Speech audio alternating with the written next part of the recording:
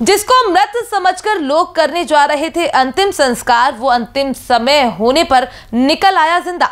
हैरानी में रह गए सब। हमारे साथ जानिए पूरा मामला, जिसे सुनकर सभी हो रहे दंग। हमारे साथ समझिए अंतिम समय में कैसे मुर्दे के बदल गए रंग। सोचिए, अगर किसी व्यक्ति की लाश मिल जाए और उसे कुछ दिनों बाद सड़कों पर घूमता देखा जाए तो हैरानी होना तय है, और शायद ये भी लगे कि ये मेरा भ्रम है। आखिर ऐसा कैसे हो सकता है कि जिस व्यक्ति की मौत हो गई है वो सड़क पर आराम से घूमे, लेकिन ऐसा हो गया है।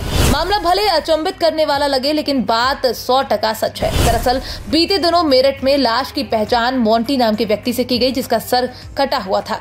बीते बुधवार को लाश को मुजफ्फरनगर का परिवार अपना बेटा मोंटी समझकर ले गया। घर वाले अंतिम संस्कार करने जा रहे थे, लेकिन इसी बीच कुछ ऐसा हुआ कि सभी की आंखें फटी की फटी रह गई, क्योंकि जिसको मृत समझकर लोग जलाने जा रहे थे वो तो अभी जिंदा था और स्वस्थ था।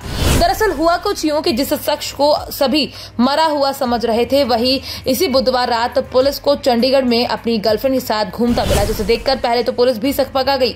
उसे अपनी नजरों पर विश्वास नहीं हुआ, लेकिन सच कब मौन रह सकता था। आखिर सब लोग जान गए कि वो मोंटी है, जिसको मृत समझकर इतना बखेड़ा खड़ा हुआ है। अब ये भी समझ लीजिए कि ये पूरा माजरा क्या है। दरअसल बीते 9 सितंबर को मेरठ के दोराला के पबरसा मार्ग पर नाले में एक युवक की डेड बॉडी मिली थी, जिस युवक के सिर और हाथ कटे हुए थे। दरअसल मोंटी अपनी प्रेमिका के साथ 28 अगस्त से लापता था। मोंटी पर लड़की के घर वालों ने बेटी के अपहरण का आरोप लगाया। 29 अगस्त को इसकी रिपोर्ट भी मंसूरपुर थाने में दर्ज करवाई गई। बस यहीं से खेल शुरू हुआ, जिसके बाद मोंटी के परिजनों ने उसकी गुमशुदगी दर्ज करा दी। आरोप लगाया कि लड़की के घर वालों ने दोनों को मार डाला है, दोनों की लाश अलग अलग छिपा दी है। इसके बाद पुलिस दोनों को खोजबीन कर रही थी। इसी बीच खोजबीन के क्रम में 9 सितंबर को मेरठ के दोराला नाले में लाश मिली। लाश के सर हाथ कटे थे। पुलिस को शंका है कि पहचान छिपाने के लिए ही हत्यारे ने लाश को अंग भंग कर दिया है।